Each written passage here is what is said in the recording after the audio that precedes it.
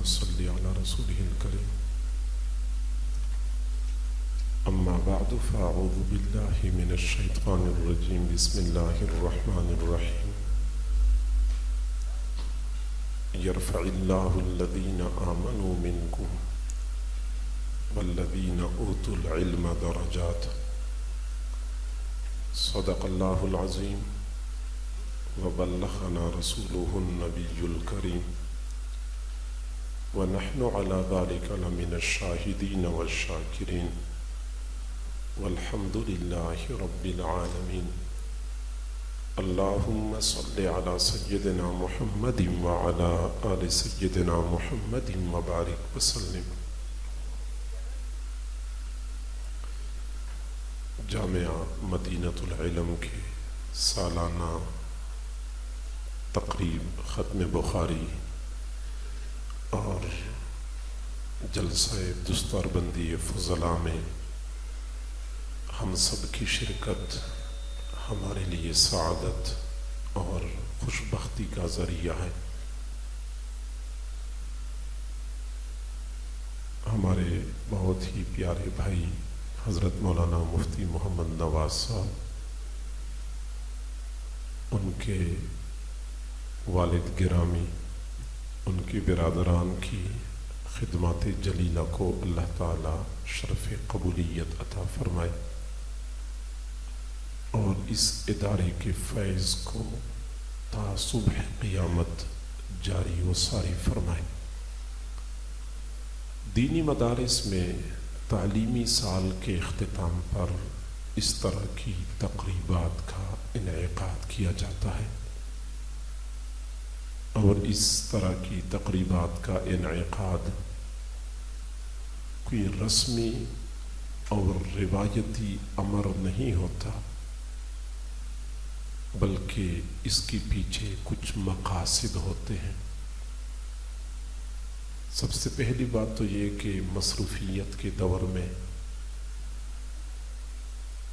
مہنگائی کے اس پرآشوب صورتحال میں اہل مدارس کے لیے اس طرح کی تقریبات کا انعقاد کوئی آسان کام نہیں ہوتا.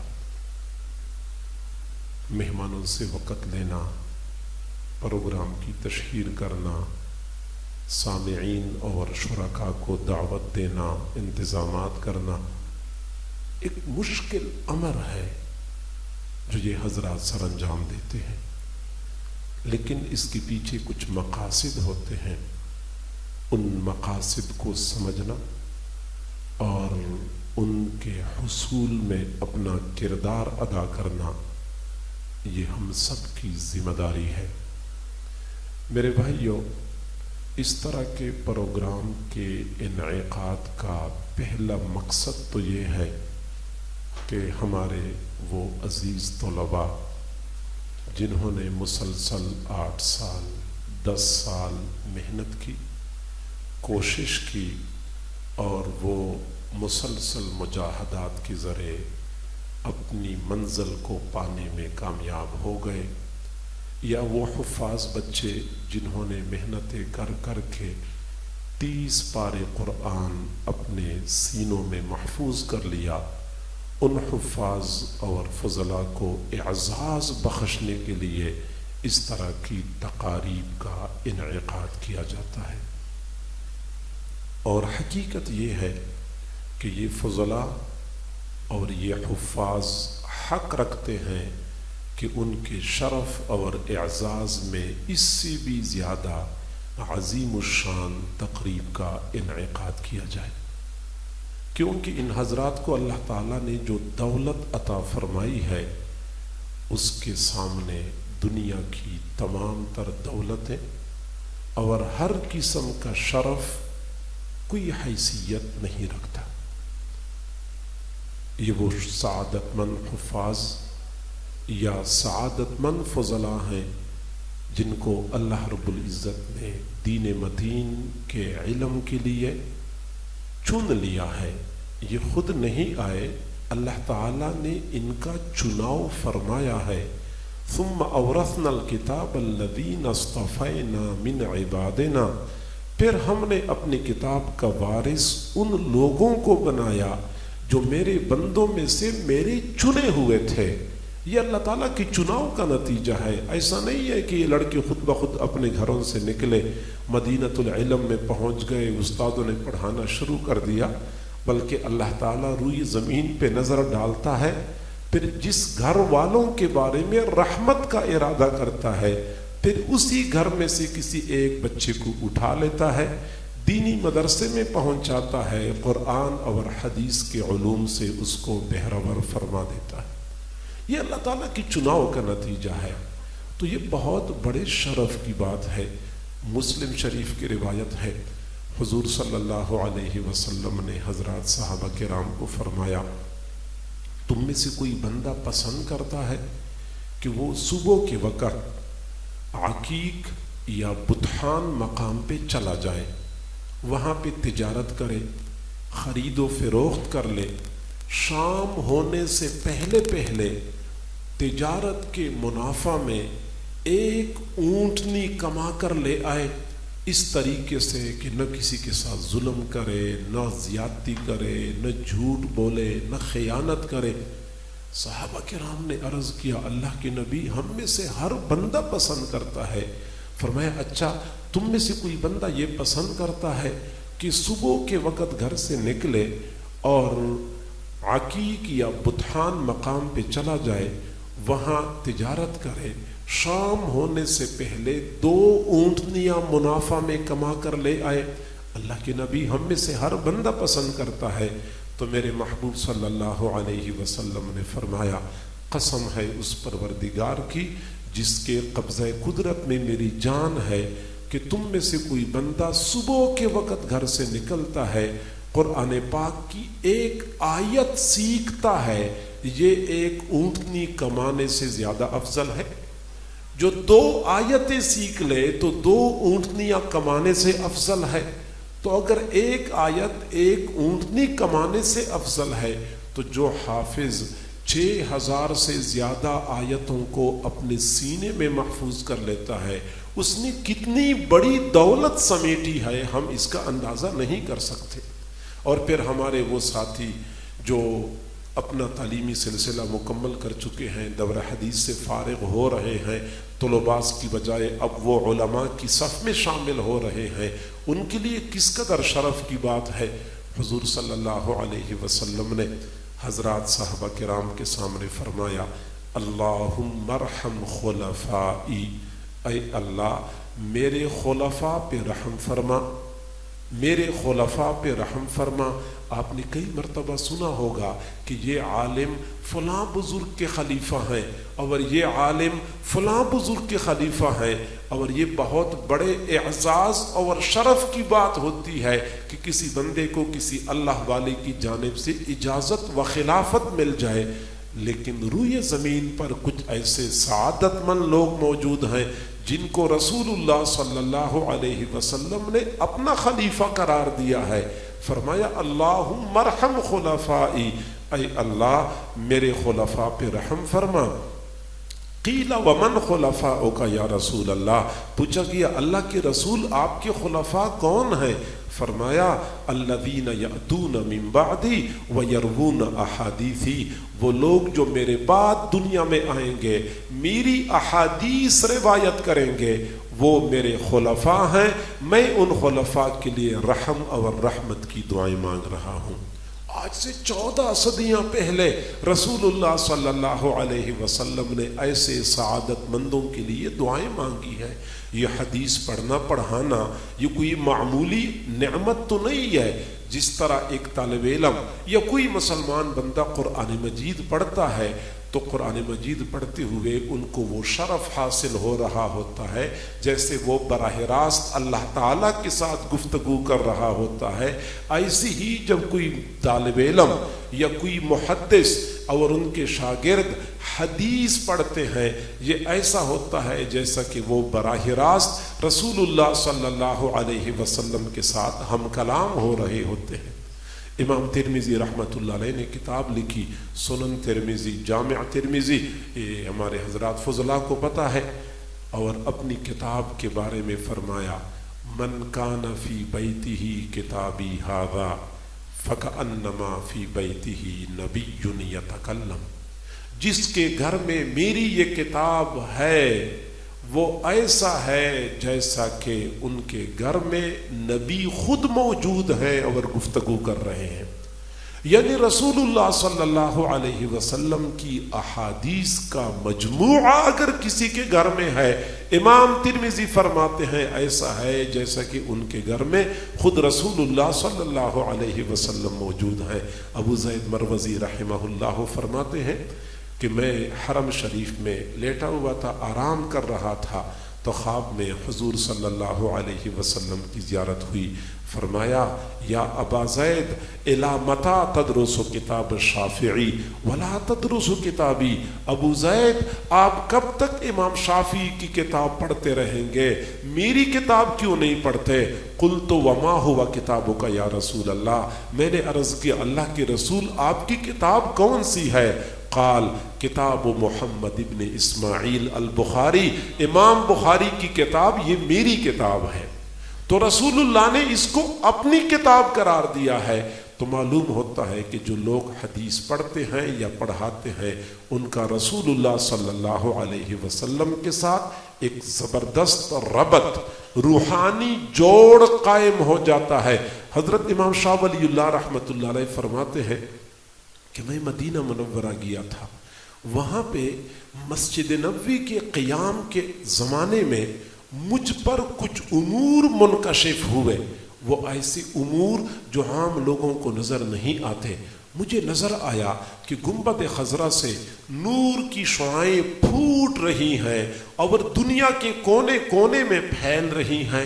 میں سوچنے لگا کہ یہ شعاعیں کہاں جاتی ہیں، پھر میں نے مراقبہ کر لیا، پھر مراقبے میں مجھ پر یہ بات منکشف ہو گئی کہ روئے زمین پر جہاں کہیں حدیث پڑھنے پڑھانے والے موجود ہیں یہ شعاعیں ان کے قلوب میں پہنچ رہی ہیں۔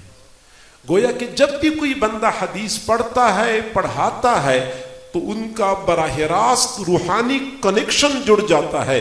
موبائل ہم آن کرتے ہیں تو ٹاور کے ساتھ اس کا رابطہ بحال ہو جاتا ہے، سگنل پہنچنا شروع ہو جاتے ہیں۔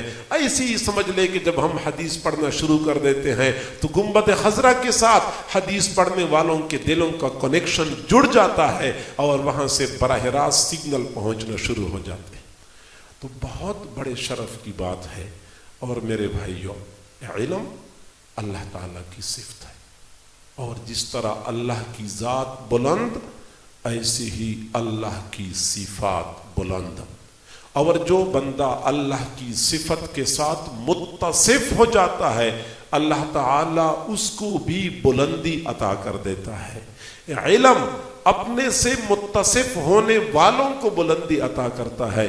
یرفع اللہ الذین آمنوا منکم، اللہ تعالیٰ ایمان والوں کو بھی بلند کرتا ہے، لیکن والذین اوتوا العلم درجات، ایمان والوں کو کئی درجے زیادہ بلند کر دیتا ہے، علم والوں کو کئی درجے زیادہ بلند کر دیتا ہے۔ تو علم کی بدولت بندے کو درجات کی بلندی نصیب ہوتی ہے۔ آپ نے کبھی غور کیا ہے کہ حضرت آدم علیہ السلام اور فرشتوں کے درمیان جو موازنہ ہوا تھا، حضرت آدم علیہ السلام کے پاس کچھ علوم تھے جو فرشتوں کے پاس نہیں تھے۔ اللہ تعالیٰ نے فوراً فرشتوں کو حکم دیا اسجدوا لآدم، تم حضرت آدم علیہ السلام کے سامنے سجدہ کر لو۔ اللہ تعالیٰ نے پہلے دن دنیا والوں کو پیغام دیا کہ جہاں علم ہوتا ہے وہاں سر جھکانا پڑتا ہے، جہاں علم ہوتا ہے وہاں عاجزی کرنی ہوتی ہے، سر جھکانا پڑتا ہے۔ چنانچہ فرشتوں نے فوراً سجدہ کر لیا، لیکن اس مجلس میں ایک بدبخت موجود تھا جس نے سجدہ کرنے سے انکار کیا اور کہنے لگا انا خیر منہ، میں اس سے بہتر ہوں، خلقتنی من نار وخلقتہ من طین، میں بہتر ہوں۔ اس نے سجدے سے انکار کیا۔ جب اس نے انکار کیا تو اللہ رب العزت نے فرمایا فخرج منہا فإنک رجیم، نکل جا میرے دربار سے، تو مردود ہے، وَإِنَّ عَلَيْكَ لَعْنَتِي إِلَى يَوْمِ الدِّينِ، اور تجھ پر قیامت کے دن تک میری لعنت اور پھٹکار ہے۔ شیطان دربار سے نکل گیا، آج تک شیطان پر لعنت برس رہی ہے اور قیامت کی صبح تک یہ لعنت برستی رہے گی۔ آپ نے کبھی سوچا ہے کہ شیطان کو دربار سے کیوں نکالا گیا؟ لعنت کا مورد اور مستحق کیوں بنایا گیا؟ شیطان نے کسی کو قتل کیا ہے؟ نہیں۔ شیطان نے زنا کیا تھا؟ نہیں۔ شیطان نے شراب پی ہوئی تھی؟ نہیں۔ شیطان نے چوری کی تھی؟ نہیں۔ کسی کی بیٹی کو بھگا کے لے گیا تھا؟ نہیں۔ تو شیطان نے کیا جرم کیا تھا؟ شیطان کا جرم صرف یہ تھا کہ اس نے علم کے سامنے سر نہیں جھکایا تھا، اس نے علم کے سامنے اکڑ کا مظاہرہ کیا تھا کہ میں اس سے بہتر ہوں۔ ہمارے وہ مسلمان بھائی جو علم کی تعظیم کرتے ہیں وہ فرشتوں کے نقش قدم پہ چلتے ہیں، اور جو علم کے سامنے اکڑ کا مظاہرہ کرتے ہیں، علم کی تعظیم اور احترام نہیں کرتے، وہ اپنے بارے میں خود سوچیں کہ وہ کس کی روش پہ چل رہے ہیں۔ لہٰذا ہمیں بھی چاہیے کہ ہم علم اور علماء کی تعظیم کریں، اور یہ بات یاد رکھیں کہ آج دنیا والے کہتے ہیں کہ علماء کا معاشرے میں کوئی مقام نہیں ہے۔ کئی مرتبہ میرے جیسے طالب علم بھی یہ شکوہ کر لیتے ہیں کہ علماء کا معاشرے میں کوئی مقام نہیں ہے، کوئی عزت نہیں ہے۔ میرے بھائیوں، سچی بات یہ ہے کہ علماء کو اللہ تعالیٰ نے وہ مقام اور مرتبہ دیا ہے کہ وہ ہماری تعظیم اور ہمارے احترام کی محتاج نہیں ہے، ان کو کوئی ضرورت نہیں ہے۔ ہم ان کو سلام کریں یا نہ کریں، ہم ان پر تنقید کریں یا ہم ان کی تعریف کریں، وہ ہماری تنقید سے بھی بے پرواہ ہیں، ہماری تعریف سے بھی بے نیاز ہیں۔ اللہ رب العزت نے علماء کو وہ مقام اور مرتبہ دیا ہے۔ میں کئی مرتبہ دنیا والوں سے کہتا ہوں کہ دنیا والوں، اگر تم لوگ میرے قدموں کے نیچے ریڈ کارپیٹ نہیں بچھاتے، مجھے اس کا کوئی ملال نہیں ہے، کیونکہ میرے رب کے فرشتے میرے قدموں کے نیچے اپنے پر بچھاتے ہیں۔ اور دنیا والوں، تم لوگ اگر سوشل میڈیا پہ میرے خلاف پروپیگنڈا کرتے ہو، میرے خلاف رائے عامہ کو ہموار کرتے ہو، مجھے اس کا کوئی ملال نہیں ہے، کیونکہ سمندر میں مچھلیاں، سوراخوں میں چونٹیاں اور جنگل میں چرند پرند میرے لیے دعائیں کرتی ہیں۔ اور دنیا والوں، تم لوگ اگر پرنٹ میڈیا پہ، الیکٹرونک میڈیا پہ مجھ پہ جھوٹے الزامات لگاتے ہو، میری کردار کشی کرتے ہو، مجھے اس کا کوئی افسوس نہیں ہے، کیونکہ میرا اللہ فرشتوں کی مجلس میں میری تعریفیں کرتا ہے۔ مجھے کیا ضرورت ہے دنیا والے مجھے سلام کریں یا نہ کریں، دنیا والے میری تعریف کریں یا مجھ پہ تنقید کریں، مجھے اس کی کوئی پرواہ نہیں ہے۔ ہاں، بات صرف اتنی ہے، ہم نے اگر علماء کی تعظیم کر لی، ہم پر سعادت کے دروازے کھل جائیں گے۔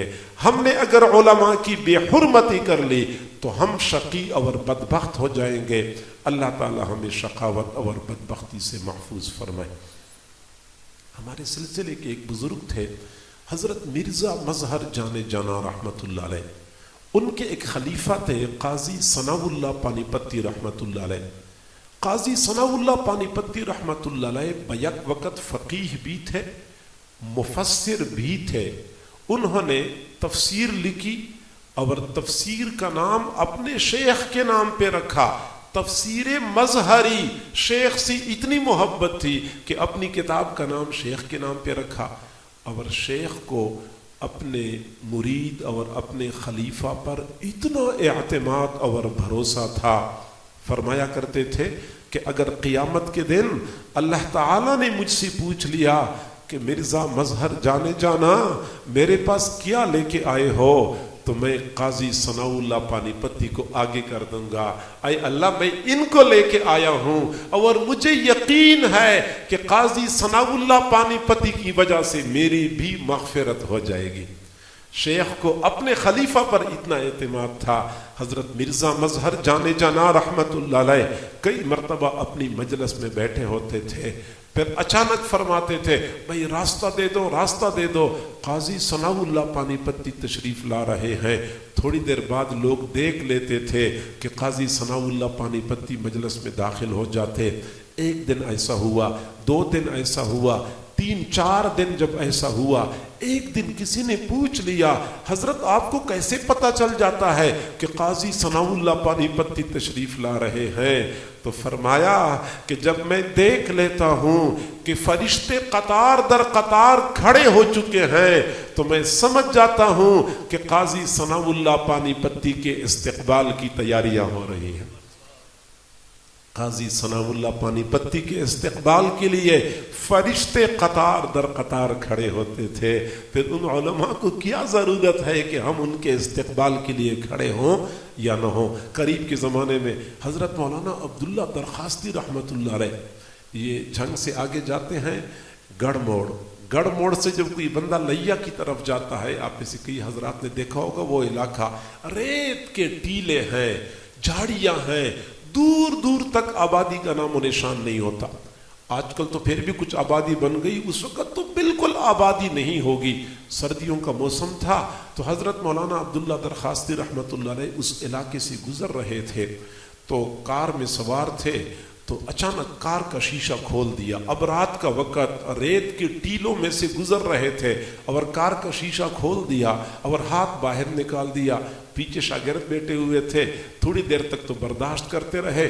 بعد میں کہا کہ حضرت آپ تو کشتے کھاتے ہیں، سردی لگتی نہیں ہے، ہمیں تو شدید سردی لگ رہی ہے، شیشہ بند کر دیں.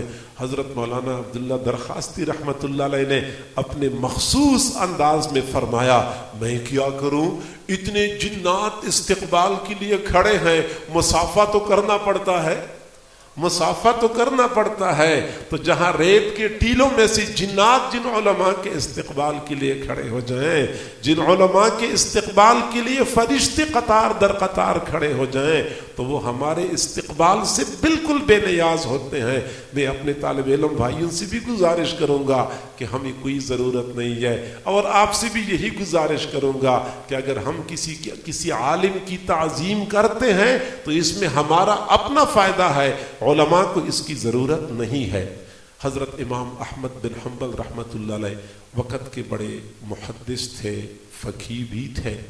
ان کے زمانے میں ایک ڈاکو تھا، بدنام زمانہ، لوگوں کے لیے وبال بنا ہوا تھا. وہ ڈاکو فوت ہو گیا تو کسی نے خواب میں دیکھا کہ ڈاکو جنت کے عالیشان محل میں پہنچا ہوا ہے. خواب دیکھنے والا حیران ہو گیا، یہ ڈاکو کیسے اتنے عالیشان محل میں پہنچا؟ تو اس سے پوچھا کہ تجھے یہ مقام کیسے ملا؟ تو ڈاکو نے کہا کہ تھا تو میں بہت برا، لوگوں کے لیے وبال جان بنا ہوا، لوگوں کو پریشان کیا کرتا تھا، لیکن میں نے ایک عمل ایسا کیا جس کی وجہ سے میری مغفرت کا فیصلہ ہوا. ایک دن نہر کے کنارے ہاتھ دھونے کے لیے بیٹھا ہوا تھا، ابھی میں نے نہر میں ہاتھ ڈالے نہیں تھے کہ میں نے دیکھ لیا کہ میں تو اوپر کی جانب بیٹھا ہوا ہوں، نچلی جانب امام احمد بن حنبل رحمت اللہ علیہ وضو فرما رہے تھے. میں نے سوچا کہ میں گناہگار آدمی، میرے ہاتھوں کا استعمال شدہ پانی جب امام احمد بن حنبل کی طرف جائے گا یہ تو ان کی تعظیم کے خلاف ہے. میں وہاں سے اٹھ گیا، ایسے دور نچلی جانب چلا گیا، میں نے وہاں پہ ہاتھ دھو لیے، اللہ تعالیٰ نے میری مغفرت کا فیصلہ فرما دیا. تو ہمارا اپنا فائدہ اسی میں ہے کہ ہم علماء کی تعظیم کریں، علماء کا احترام کریں. حضرت مولانا انور شاہ کشمیری رحمت اللہ علیہ کے حالات زندگی میں لکھا ہوا ہے کہ جس رات ان کی وفات ہوئی تو ان کی اہلیہ کا بیان ہے کہ رات کے وقت میں حضرت کی خدمت میں مصروف تھی. سردیوں کا موسم تھا، بند کمرے میں تھے. آدھی رات کے وقت میں نے کمرے کی کھڑکی کھولی، میں نے گھر کے صحن کی طرف دیکھا. گھر کے صحن میں سفید پگڑیاں باندھے ہوئے، سفید کپڑے پہنے ہوئے اتنے لوگ موجود تھے کہ گھر کے صحن میں قدم رکھنے کی جگہ نہیں تھی. میں سوچ میں پڑ گئی کہ اس وقت یہ لوگ کون آ گئے ہمارے گھر میں. پھر میں نے سوچا کہ شاید مدرسے کے طلباء اور اساتذہ حضرت کی عیادت کے لیے آئے ہوں. پھر میں نے سوچا آدھی رات کے وقت عیادت کے لیے کون آتا ہے. اب میں یہی بات سوچ ہی رہی تھی کہ حضرت نے فرمایا کہ مجھے پانی پلا دو. میں نے حضرت کو سہارا دیا, پانی پلایا.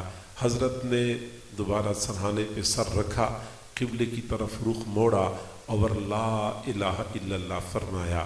روح پرواز کر گئی. تب مجھے پتا چلا کہ اچھا یہ سفید کپڑے پہنے ہوئے, سفید پگڑیاں باندھے ہوئے جو لوگ مجھے نظر آئے تھے, حقیقت میں یہ آسمان کے فرشتے تھے جو حضرت علامہ انور شاہ کشمیری کی روح کے پروٹوکول کے لیے زمین پہ اتر آئے تھے. تو علماء کو اللہ تعالیٰ نے عزت دی ہے, اللہ تعالیٰ نے علماء کو عزت دی ہے, حفاظ اور قراء کو اللہ تعالیٰ نے عزت دی ہے. میرے بھائیوں, قرآن کے ساتھ جو بندہ وابستہ ہو گیا, قرآن نے اس کو بام عروج پہ پہنچایا ہے. ان اللہ یرفع بہذا القرآن اقواما ویضع بہ آخرین. اللہ تعالیٰ اس قرآن کے ساتھ قوموں کو بلندی عطا فرما دیتے ہیں. جس قوم نے قرآن کو تھام لیا, قرآن نے اس قوم کو اٹھایا ہے. میرے بھائیوں, عرب دیہاتی, عرب بدو جو ہر قسم کی تہذیب اور ثقافت سے ناآشنا تھے, ہر اعتبار سے دنیا کے پست ترین لوگ تھے, معاشی اعتبار سے, معاشرتی اعتبار سے, اخلاقی اعتبار سے, معاملات کے اعتبار سے, سیاسی اعتبار سے, عالمی قوتوں کے سامنے ان لوگوں کی کوئی حیثیت نہیں تھی. لیکن جب قرآن اترا, انہوں نے قرآن کو تھام لیا, قرآن نے ان کو اٹھایا اور ایسا اٹھایا کہ دنیا والے دیکھتے رہ گئے. تو قرآن بلندی دیتا ہے. آپ نے کبھی غور کیا ہے, سادہ گتا ہوتا ہے, اس گتے کو کوئی بندہ کوڑے کے ڈھیر پہ پھینک دے, گنجائش موجود ہے, پھینک سکتے ہیں. گندی نالی میں ڈال دے, ڈال سکتے ہیں. جوتیوں کی نیچے رکھ دے, رکھ سکتے ہیں. سادہ گتا ہے. لیکن کوئی بندہ اس گتے کو صاف کرتا ہے اور اس کو قرآن پاک کے ساتھ نتھی کر کے قرآن کی جلد بنا دیتا ہے. حضرات علماء کرام موجود ہیں, فقہا فرماتے ہیں کہ اب اس گتے کو بے وضو ہاتھ لگانا جائز نہیں ہے, کیونکہ اب یہ عام گتا نہیں ہے, یہ قرآن کی جلد بن چکا ہے. اگر قرآن کے ساتھ بے جان چیز نتھی ہو جائے, اس کو اتنی عزت ملتی ہے کہ اس کو بے وضو ہاتھ لگانا جائز نہیں ہوتا. تو جو حافظ 30 پارے قرآن اپنے سینے میں محفوظ کر لیتا ہے, اس کا مقام اور مرتبہ کیا ہوگا ہم اس کا اندازہ نہیں کر سکتے. قرآن گرے ہووں کو اوج ثریا پہ پہنچانے والی کتاب ہے, یہ عزتیں دینے والی کتاب ہے, قعر مذلت میں پھنسے ہووں کو بام عروج تک لے جانے والی کتاب ہے. تو قرآن عزت دینے والی کتاب, علم اپنے سے متصف ہونے والوں کو عزت اور عظمت عطا کرتا ہے. لہٰذا ہمارے یہ فضلاء اور یہ حفاظ حق رکھتے ہیں کہ ان کے اعزاز میں اس سے بھی زیادہ بڑی تقریب کا انعقاد کر دیا جاتا. اس تقریب کا ایک مقصد یہ ہے کہ اپنے فضلاء اور حفاظ اور قراء کو اعزاز بخشا جائے. اس تقریب کا دوسرا مقصد سامعین اور شرکاء کو خاموش دعوت دی جاتی ہے کہ جیسے یہ بچے جو اس وقت اس قدر بڑے اعزاز سے متصف ہو چکے ہیں, ان کے والدین کو بہت بڑا اعزاز ملا ہے, یہ اعزاز ہمیں بھی حاصل ہو سکتا ہے. ہمارے گھروں میں بھی اللہ نے ہمیں اولاد کی نعمت عطا فرمائی ہے, تو ہمیں چاہیے کہ ہم اپنی اولادوں کو قرآن اور حدیث کی تعلیم کے لیے وقف کر دیں. یہ آپ حضرات کو خاموش دعوت دی جاتی ہے, فقط کانوں کی لذت کے لیے آپ کو نہیں بلایا گیا ہے, بلکہ اس مقصد کے لیے بلایا گیا ہے کہ آپ دیکھ لیں جیسے یہ بچے خود معزز ہوئے, ان کے والدین کو اعزاز ملا, آپ حضرات کو بھی یہ اعزاز اور شرف حاصل ہو سکتا ہے. اور میرے بھائیوں, جس طرح دنیا میں اللہ تعالیٰ نے ہمیں بے شمار نعمتیں عطا فرمائی ہیں، ان میں سے ایک بہت بڑی نعمت اولاد ہے۔ اولاد بہت بڑی نعمت ہے، اور یہ بات یاد رکھیں کہ اللہ نے ہمیں جو نعمتیں عطا فرمائی ہے، قیامت کے دن ایک ایک نعمت کے بارے میں سوال کیا جائے گا۔ ثم لتسألن یومئذ عن النعیم، پھر تم سے اس دن نعمتوں کے بارے میں ضرور بھی ضرور سوال کیا جائے گا۔ اگر میرے ہاتھ میں ایک گلاس پانی ہو، میں اس کو پی لیتا ہوں، اس پانی کے بارے میں مجھ سے 2 سوالات ہوں گے کہ پانی کس طرح حاصل کیا تھا، پانی کس طرح استعمال کیا تھا، پانی کو حاصل کرنے میں، پانی کو استعمال کرنے میں شریعت کی تعلیمات کو مد نظر رکھا تھا یا نہیں رکھا تھا۔ اگر چھوٹی چھوٹی نعمتوں کے بارے میں قیامت کے دن سوال ہوگا تو پھولوں جیسے ہنستے مسکراتے بچے، کمپیوٹر جیسی ذہین اور فتین اولاد کے بارے میں قیامت کے دن سوال نہیں ہوگا، نئی اولاد کے بارے میں سوال کیا جائے گا۔ چنانچہ حضرت عبداللہ بن مسعود رضی اللہ تعالی عنہ نے فرمایا، ادبوا اولادکم فانکم مسئولون عنہم، تم اپنی اولاد کی اچھی تربیت کرو کیونکہ تم سے قیامت کے دن اولاد کے بارے میں سوال ہوگا۔ کہ اولاد کی تعلیم، اولاد کی تربیت کے حوالے سے شریعت اور سنت کی تعلیمات کو مد نظر رکھا تھا یا نہیں رکھا تھا؟ اس لیے والدین پر فرض ہے، جس طرح نماز فرض ہے، روزہ فرض ہے، اور زکوٰۃ اور حج فرض ہے، اسی طرح اولاد کی اچھی تربیت کے سلسلے میں مقدور بھر کوششیں کرنا ہم پر فرض ہے۔ قُوا أَنفُسَكُمْ وَأَهْلِيكُمْ نَارًا، بچاؤ اپنے آپ کو، اور صرف اپنے آپ کو نہیں، وَأَهْلِيكُمْ، اپنے اہل و عیال کو بھی بچاؤ۔ اور حقیقت یہ ہے کہ جو لوگ اپنی اولاد کی اچھی تربیت کرتے ہیں، قرآن و حدیث کی علوم سے ان کو آراستہ و پیراستہ کرتے ہیں، تو یہی اولاد دنیا میں عزت کا ذریعہ، قبر میں بھی سکون اور سرور کا ذریعہ، اور قیامت کے دن بھی سرخروئی کا ذریعہ بن جاتی ہے۔ علامہ ابن قیم رحمۃ اللہ علیہ نے فرمایا کہ وہ بندہ سعادت مند ہوتا ہے جس کی آنکھیں بند ہو جاتی ہیں لیکن پیچھے سے ملنے والا اجر بند نہیں ہوتا، اجر کا سلسلہ اسی طرح جاری و ساری ہوتا ہے۔ اور یہ تب ممکن ہے کہ جب ہم اپنی اولاد کو قرآن کا حافظ بنائیں، قاری بنائیں، عالم بنائیں۔ ہماری اولاد کی دینی خدمات ہمارے لیے قبر میں بھی سکون کا ذریعہ، قیامت کے دن درجات کی بلندی کا ذریعہ ثابت ہوں گی۔ حضرت قاری محمد طیب صاحب رحمہ اللہ دارالعلوم دیوبند کے محتمم تھے۔ وہ فرماتے ہیں کہ جب میں قرآن پاک کا حافظ بنا تو میرے والد صاحب نے مجھے بلایا اور فرمایا کہ بیٹا آپ حافظ بنے ہیں، آپ بعد میں عالم بنیں گے، پھر مفتی بنیں گے، پھر شیخ الحدیث بنیں گے، پھر شیخ الاسلام بنیں گے۔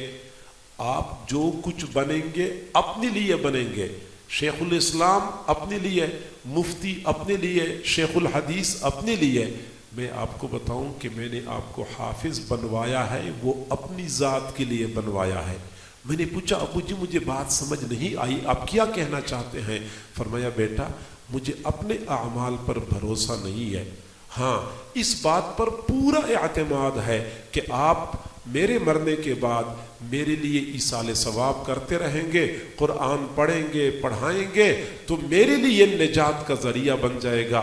پھر مجھے فرمایا کہ بیٹا جب والدین فوت ہو جاتے ہیں تو اولاد اپنے والدین کو جلدی بھلا دیتی ہے، بیٹا مجھے بھلانے میں جلدی نہیں کرنی، مجھے بھلانے میں جلدی نہیں کرنی۔ قاری صاحب فرماتے ہیں کہ الحمدللہ میں نے اپنے والدین کو بھلانے میں جلدی نہیں کی ہے۔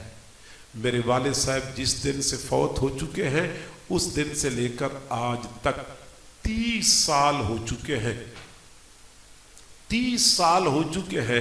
30 سالوں میں ایک دن بھی ایسا نہیں آیا کہ میں نے اپنے والد صاحب کے لیے، والدہ کے لیے مغرب کی نماز کے بعد اوابین کی نفلوں میں ایک پارہ نہ پڑھا ہو۔ گرمی ہو سردی ہو، بارش ہو طوفان ہو، سفر ہو حضر ہو، صحت ہو بیماری ہو، شادی ہو غمی ہو، ہر حال میں اپنے والدین کے لیے مغرب کی نماز کے بعد اوابین کی نفلوں میں ایک پارہ تلاوت ضروری سمجھتا ہوں۔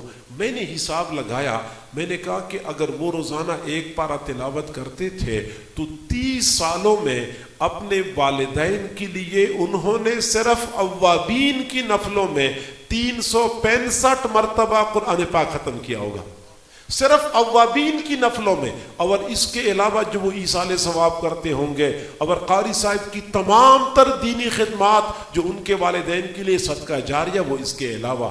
وہ والدین کتنے سعادت مند ہوتے ہیں کہ وہ قبر میں آرام سے تشریف فرما ہوتے ہیں، پیچھے اولاد دینی خدمات سر انجام دیتی رہتی ہے، اور قبروں میں والدین کو وہاں پہ ثواب پہنچتا رہتا ہے، سرور اور سکون سے ان کو فیضیاب کیا جاتا رہتا ہے۔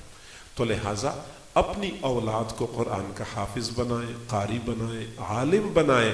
آپ کو بلایا گیا ہے، یہ خاموش دعوت دی جا رہی ہے۔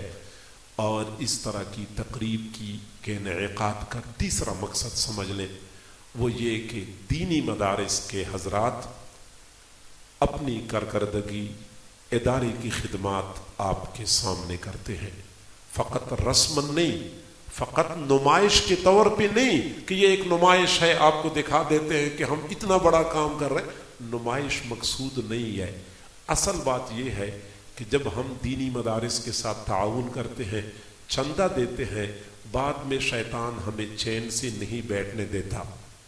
پہلے تو ہم چندہ دیتے وقت جیب میں ہاتھ ڈالتے ہیں تو شیطان 10 مرتبہ ہمارا ہاتھ روک لیتا ہے کہ نہیں دینا، آج کل حالات ٹھیک نہیں ہے، کاروبار ٹھیک نہیں ہے۔ الشیطان یعدکم الفقر، شیطان تمہیں ڈراتا ہے، تنگ دستی آ جائے گی، تعاون کر لیا کاروبار بیٹھ جائے گا۔ فضول امور پہ خرچ کرنے میں شیطان کبھی نہیں کہتا، بس یہی کہتے ہیں کہ بھائی مسجد میں سیمنٹ کی بوری دے دے یا کسی غریب کو آٹے کی بوری دے دے، کیا بہتر ہے؟ کہتے ہیں غریب کو آٹے کی بوری دے دو، مسجد میں سیمنٹ کی بوری نہ دو۔ اس طرح کا موازنہ کرایا جاتا ہے۔ شیطان اور شیطان کے ایجنٹ کیا کہتے ہیں؟ مسجد میں سیمنٹ کی بوری دے دے یا غریب کے گھر میں آٹے کی بوری دے دے، کیا بہتر ہے؟ بھائی اس طرح موازنہ نہ کرے، اس طرح موازنہ کریں کہ 50,000 کا یا 1,00,000 روپے کا موبائل خریدے یا 1,00,000 میں کسی غریب کی بیٹی کی شادی کے لیے کوئی سامان لے کے دے دے۔ اس طرح کا موازنہ نہیں کریں گے۔ بھائی 1,00,000 روپے کا موبائل خریدے یا 2-4 گھرانوں کے اندر پورے مہینے کا راشن پہنچا دے، موبائلوں کے ساتھ موازنہ نہیں کریں گے۔ دنیا جہان کی عیاشیوں کے ساتھ موازنہ نہیں کریں گے۔ نیو ایئر نائٹ پہ جو عیاشیاں کرتے ہیں وہاں موازنہ نہیں کرتے۔ مسجد میں سیمنٹ کی بوری دے دے یا غریب کو آٹے کی بوری دے دے، کیا بہتر ہے؟ وہاں یہ موازنہ کیا جاتا ہے۔ تو میرا مقصد یہ ہے کہ الشیطان یعدکم الفقر، شیطان اور شیطان کے ایجنٹ آپ لوگوں کو ڈراتے ہیں۔ تو پہلے تو شیطان جیب میں ہاتھ ڈالنے نہیں دیتا، اگر ہم کچھ دے بھی دیتے ہیں تو بعد میں شیطان ہمیں آرام سے نہیں بیٹھنے دیتا، بلکہ کہتا رہتا ہے کہ یار چندہ تو بہت زیادہ ہو جاتا ہے، پتہ نہیں کہاں جاتے ہیں۔ پچھلے سال بھی محتمل صاحب نے نئی 0 میٹر گاڑی خریدی تھی، اور اس سال بھی دوبارہ سنا ہے کہ ایک اور موٹر سائیکل بھی خریدی ہے، پتہ نہیں پیسے کہاں سے آتے ہیں۔ اور محتمل صاحب کا بیٹا بھی نئی موٹر سائیکل لیے پھر رہا ہوتا ہے۔ یہ شیطان ہمارے دلوں میں بات ڈالتا ہے۔ تو مدرسے والے آپ کے سامنے اپنی کارکردگی پیش کرتے ہیں کہ میرے بھائی آپ نے 5,000 دیے تھے، 10,000 دیے تھے یا 50,000 دیے تھے، آپ کا دیا ہوا وہ چندہ، وہ سرمایہ ان حفاظ اور فضلاء کی صورت میں آپ کے سامنے موجود ہے۔ میں نے اپنے اوپر خرچ نہیں کیا، میں نے اپنی اولاد پہ خرچ نہیں کیا، میں نے قوم کے بچوں پہ خرچ کیا ہے۔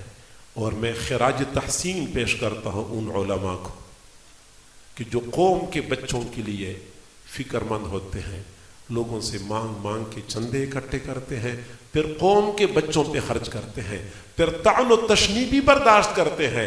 ہر وہ بندہ جو کہیں بھی زبان نہیں کھول سکتا وہ مدرسے والوں کے خلاف زبان کھول لیتا ہے، مدرسے والوں کے سامنے بھی بولنا شروع کر دیتا ہے۔ پھر بھی یہ حضرات، ان کی ہمت کو میں داد دیتا ہوں، ان کے اخلاص کو میں مثالی قرار دیتا ہوں کہ تمام تر طعن و تشنیع کے باوجود انہوں نے اپنا کام چھوڑا نہیں ہے، ان کو اپنی ذمہ داریوں کا احساس ہے۔ لوگ یہ کہتے ہیں کہ مدرسے والوں نے قوم کو کیا دیا اور مدرسوں نے قوم کو کیا دیا، بس یہی بات کی جاتی ہے، مدرسے نے قوم کو کیا دیا۔ تو میرے بھائی، آپ لوگ مدرسے سے توقع کیا رکھتے ہیں کہ وہ کیا دیں؟ اگر آپ یہ توقع رکھتے ہیں کہ وہ قوم کو ڈاکٹر دے تو توقع ہی فضول ہے۔ اگر آپ کی یہ توقع ہے کہ مدرسے والے قوم کو انجینئر دے، توقع ہی فضول ہے۔ اگر آپ کی یہ توقع ہے کہ مدرسے سے بیوروکریٹ نکلے، آپ کی توقع ہی فضول ہے، کیونکہ مدرسہ اس لیے بنا نہیں ہے، مدرسہ اس لیے نہیں بنا کہ یہاں ڈاکٹر تیار ہوں، یہاں انجینئر تیار ہوں۔ میرا جی چاہتا ہے کہ ہر مدرسے کے پاس اتنے وسائل ہوں کہ وہ قوم کو ڈاکٹر بھی دیں، انجینئر بھی دیں، بیوروکریٹ بھی دیں، وکیل بھی دیں، لیکن مدارس کے پاس نہ اتنے وسائل ہیں، اور ان محدود وسائل میں یہ کام ممکن ہی نہیں ہے، اور کسی مدرسے کے دستور اور منشور میں یہ بات شامل ہی نہیں ہے کہ ہم نے یہاں لوگوں کو میڈیکل کی تعلیم دینی ہے، انجینئرنگ کی تعلیم دینی ہے۔ مدرسے والوں نے جو کام ذمہ لیا ہے وہ یہ کہ وہ قوم کو حفاظ فراہم کریں گے تاکہ تراویح میں آپ کو قرآن سنائیں، آپ کو مسئلہ پوچھنا ہے تو مفتی فراہم کریں گے، آپ کو امام چاہیے تو امام فراہم کریں گے، آپ کو نکاح خان چاہیے تو نکاح خان فراہم کریں گے۔ الحمدللہ مدارس نے اپنی ضرورت سے زیادہ افراد قوم کو دیے ہیں۔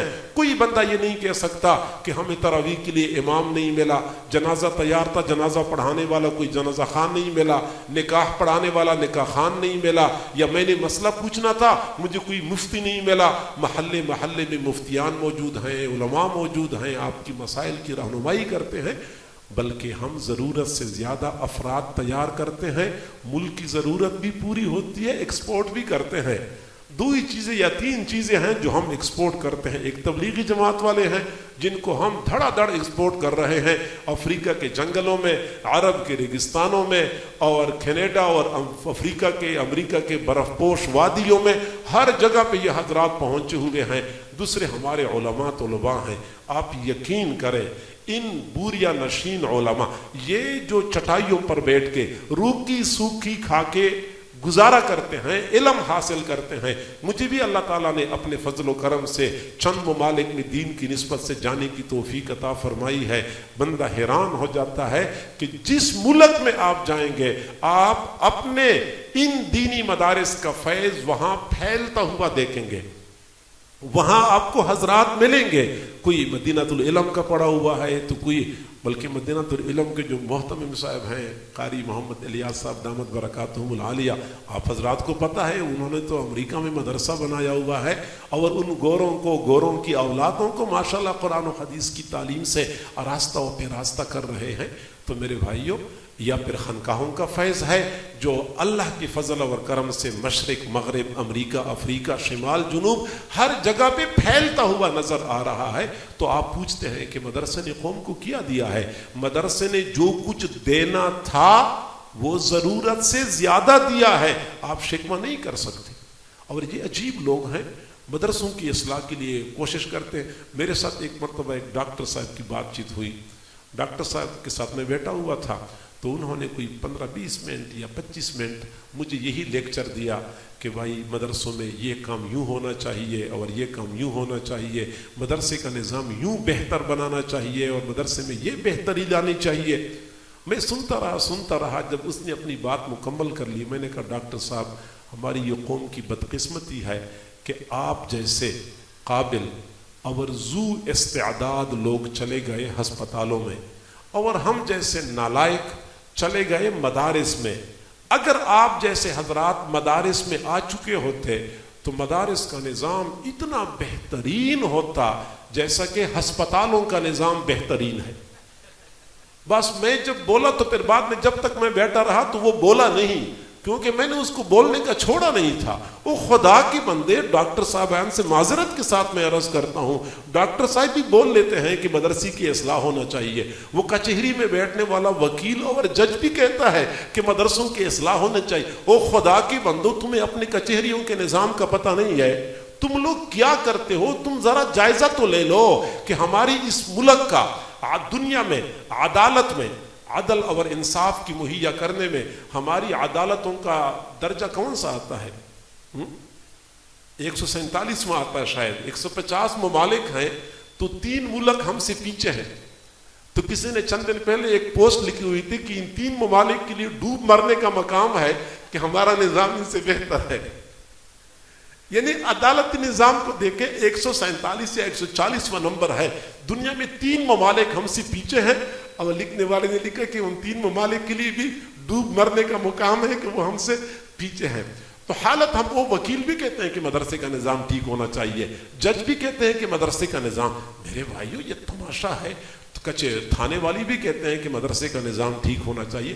آپ بیوروکریسی کو دیکھ لیں، آپ تھانے کو دیکھ لیں، آپ کچہری کو دیکھ لیں، آپ اسپتال کو دیکھ لیں، ہمارا وہ کون سا شعبہ ہے جو صحیح رخ پہ چل رہا ہے کہ تم لوگ مدرسے کی اصلاح کر رہے ہو؟